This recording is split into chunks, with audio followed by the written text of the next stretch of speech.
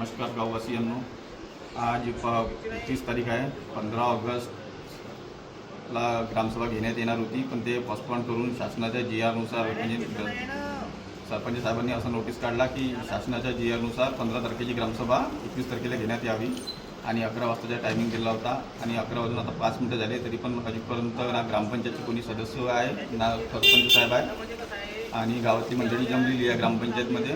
तर याच्यावर आम्ही ना काय उपदेश घ्यावा.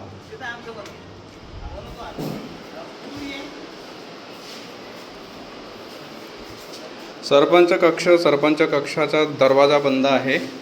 गावातली मंडळी इकडे जमलेली आहे आणि इथे तुम्ही बघू शकता, ना सरपंच, ना उपसरपंच, ना सचिव, ना ग्रामपंचायतचे सदस्य कोणीही इथं उपस्थित नाही. तर गावकऱ्यांनी ग्रामसभाचे आपले जे प्रश्न आहेत जे घेऊन आलेले आहे, त्यांना जे पण प्रश्न आहे ते कोणाला विचारायचे, याचं उत्तर कोण देणार ते शासनानं सांगितलं पाहिजे.